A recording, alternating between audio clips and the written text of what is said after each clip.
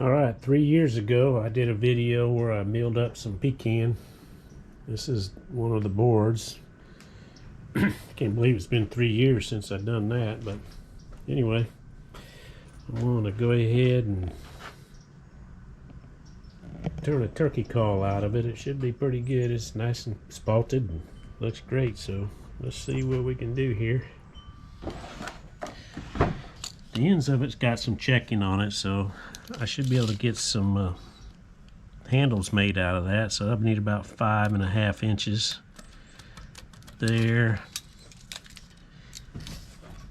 probably 5.5 inches there. So that those pieces is checked. I should be able to piece together some handles. I was hoping to get a little more blanks out of turkey call blanks, but looks like I'm just going to shoot for one on because there's a nice check there. You can see it cracks up in there, some bug holes there. So the plan, I guess, is to just cut one right out of here.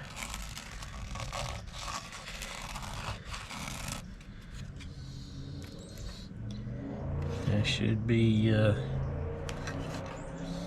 pretty good. So let me take it over to the bandsaw and do some cutting. All right, we'll get this going here. Turn on the loud noise.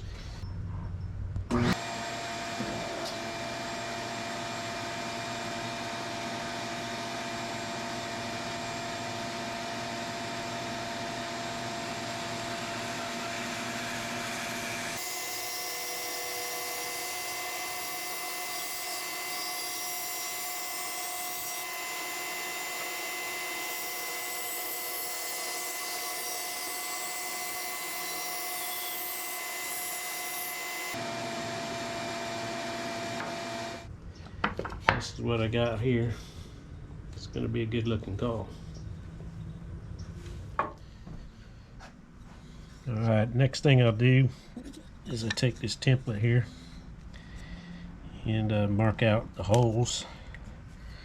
The center hole, I'll drill a 3/8 inch hole right there. I'll drill it all the way through the call. The smaller holes are 5/16 of an inch. They could be all drilled through, but I don't need to. And one of them I'll leave short to use as a depth gauge hole. And I'll show you that here. Yeah, so this first hole and the center hole is a 3/8 inch bit, which I'm going to use to attach to my chuck with a worm screw.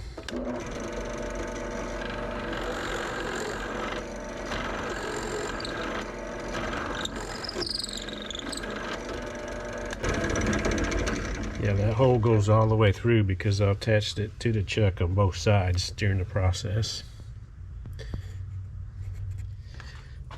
Alright, now I got the 5/16 inch bit on here to drill the sounding holes. And what I'm going to do is the first hole I want to drill only to a depth about, this is a dental tool here, just going to use this as a depth gauge. And I'll drill that out to that depth, which is about 3/8 of an inch. It's probably about 3/8 of an inch. That's what I'm going to do.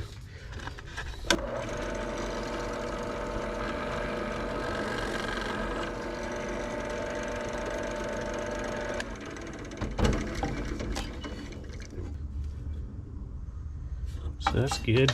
That's about 3/8 of an inch deep. I do that because when I cut it out from the other side, I hollow it out. That'll be the depth gauge that the depth I want to go to. So the rest of them I just drill all the way through, or just as long as it's further deeper than that first one. They don't need to be all the way through.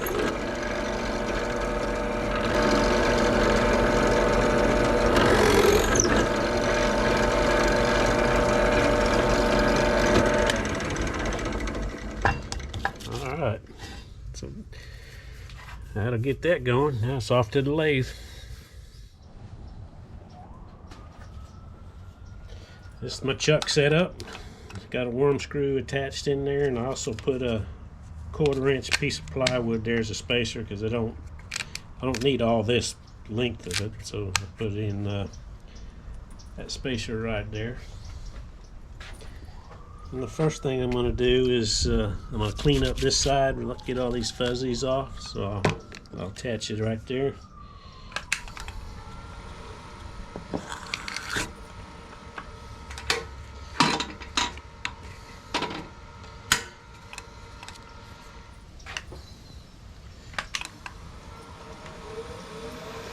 This also squares this up.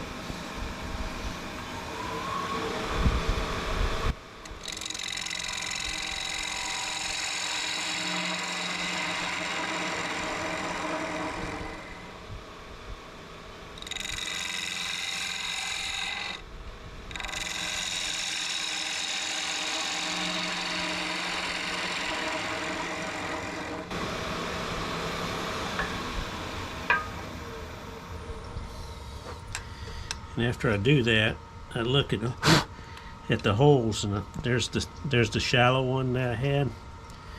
I double check it. I like to check it again and see how much. See, I took quite a bit off of the bottom there to square it up. So what I'll do is I'll reset that hole. Yeah, it's a little shallow there, so let me go ahead and just drill that out a little.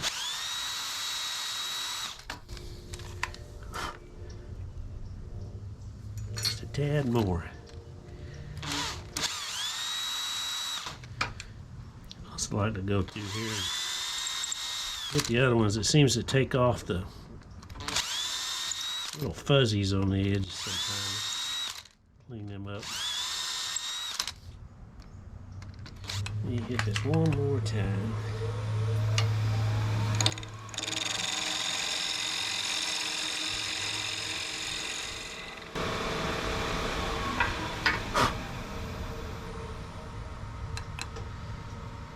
Alright. I want to mark the diameter here because I use a 1/4 to fill this hole at the end. So what I'll do is I'll put that there. Use my parting tool.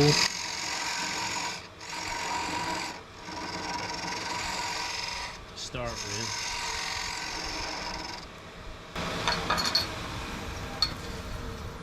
And I'll check it. See how it goes.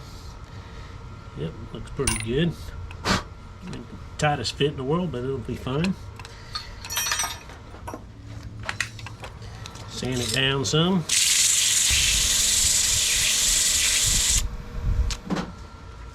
Go through the grits.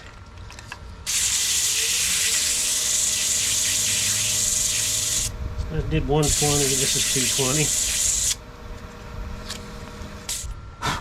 This is 320.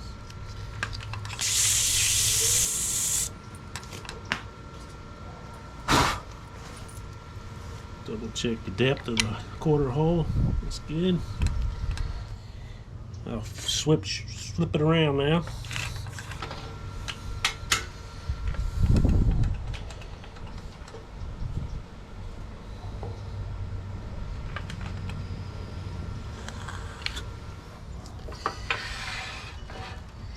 First thing I do is make the depth of the caul what I want.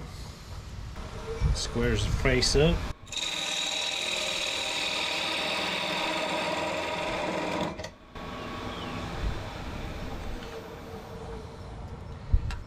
Check the depth. A little bit more.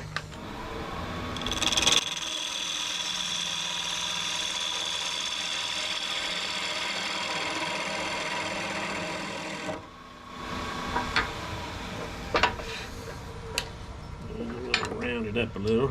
Go ahead and get it round.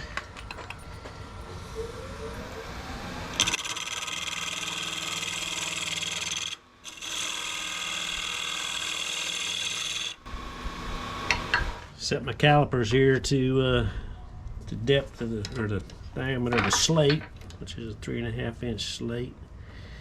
And I'll mark that here.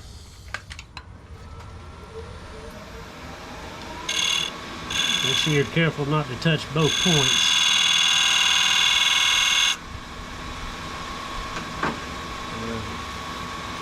Put it out of your hand and cut.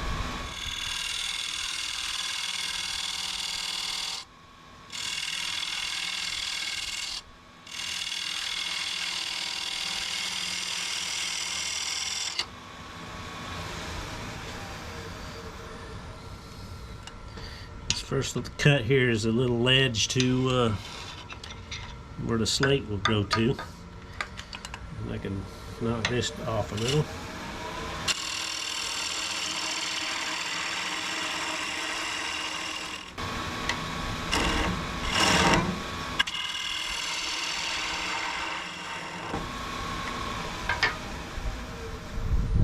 That's where I want to test fit my slate now. Make sure I get a good fit for that.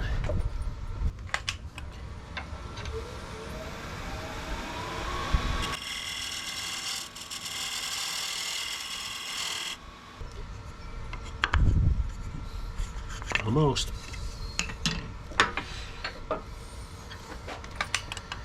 Don't want to take too much off because you don't want it too big.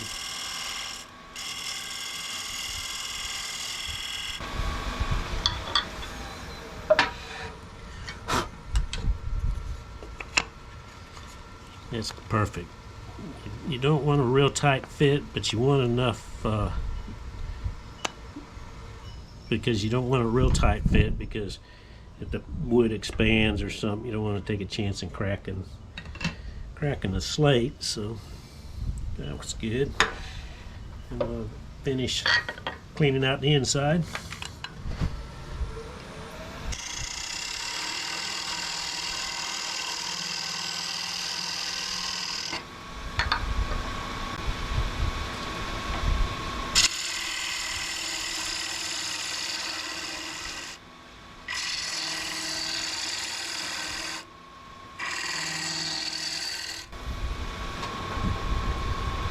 Use a round nose scraper here to get down to the bottom.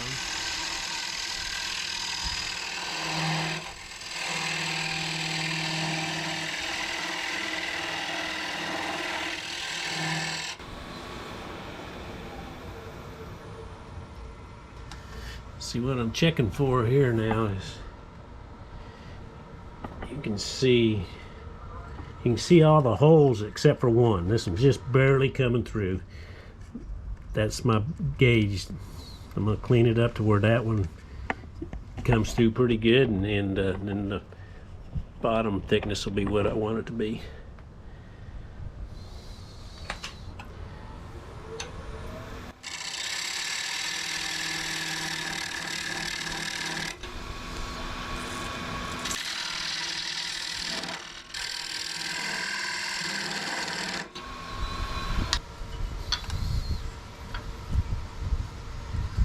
See that hole there is almost through.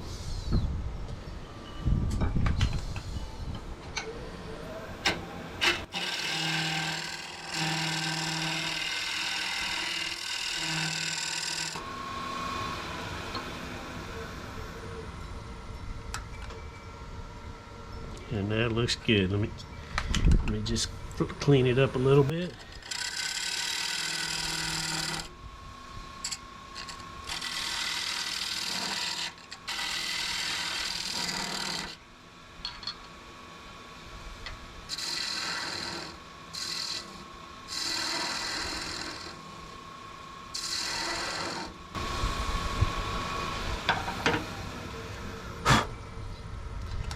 I'll leave this pedestal here to glue a sounding board to if I choose to, which I don't do a whole lot of, but this pedestal itself kind of acts as a sounding board, so I find that you really don't have to put nothing there to get a good looking call, good sounding call.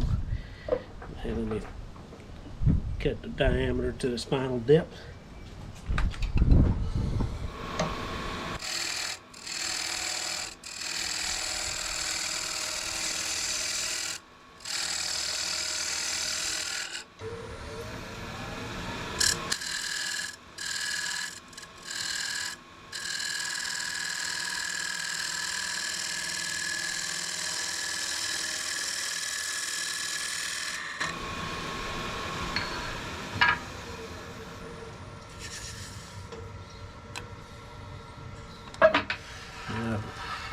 Go through the sanding process again.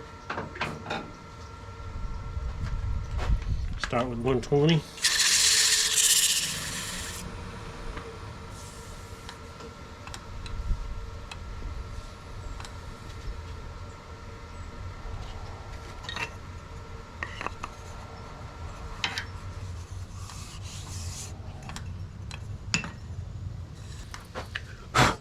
Yeah, that's a good looking call there.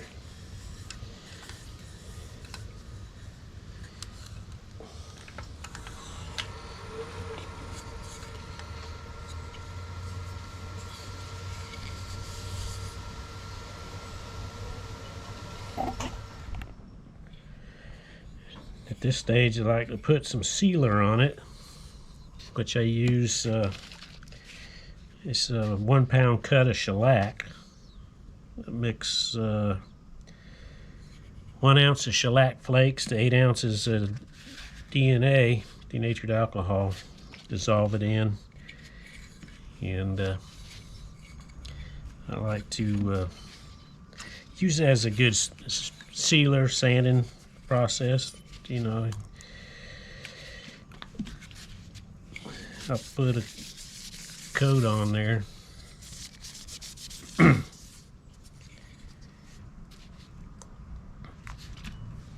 And then I'll sand it down again with 400 after this dries.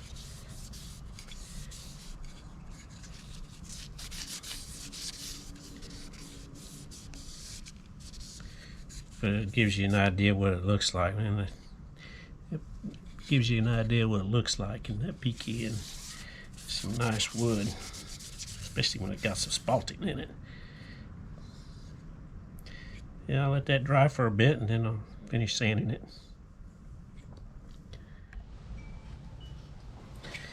While I'm waiting for this to dry, I think I got the rest of this board here. I'm gonna see if I can get a couple more blanks out of it and some blanks for turning some handles. So while that's drying, so hate to see that go to waste. All right, yeah. While that's drying, I got two more blanks and a couple handle blanks out of the rest of that log, so or board. So that'll be fine. Good deal. Thought it was going to be too checked up, but it worked out great. All right, now that that's dried off, let me go ahead and hit it with some 400.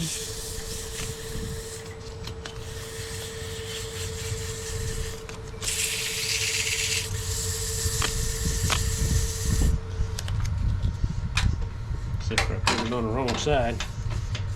Let me put that on the other side.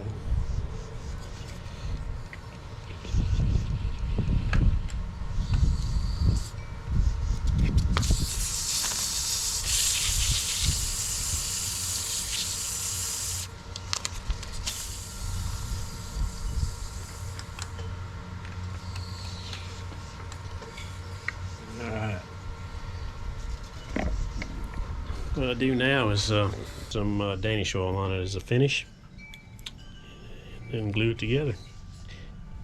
I'll let you see it when I'm done. Danish oil, what I put on them. It provides good protection, good weather protection, and dries hard. Protects the wood pretty good.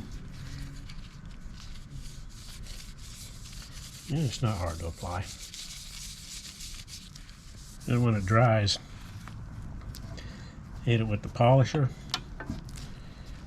and it comes out to a real nice smooth finish, not shiny. Not, it's got a little shine to it, but it's not a shiny finish, so it's not going to glare or nothing. But I could put a good heavy dose on the first coat here. I'll do it twice. I'll put this coat on today, pretty heavy. Let it set for a few minutes, wipe the excess off. And then tomorrow I'll put another coat on. Let it dry for a few days, and then I'll hit it with the polisher and glue it together.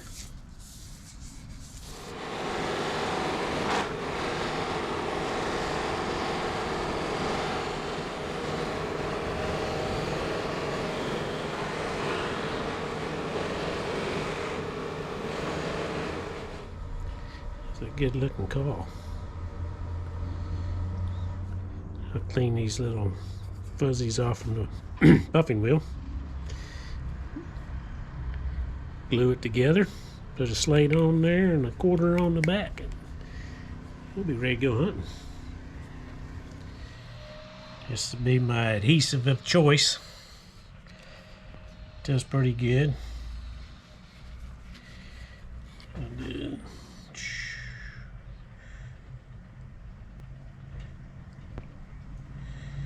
Wish the tip was a little bit smaller, but it's not, so just gonna deal with it. Just like to get a good layer all the way around.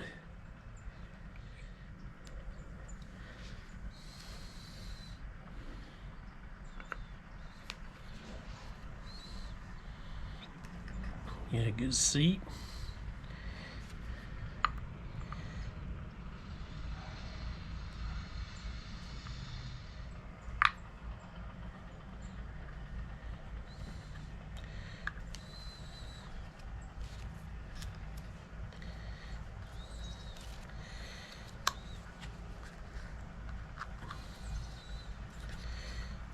Let that set up for a bit, and then we'll be ready. Well, I was able to make 3 calls and 2 strikers out of that, and here's the finished calls.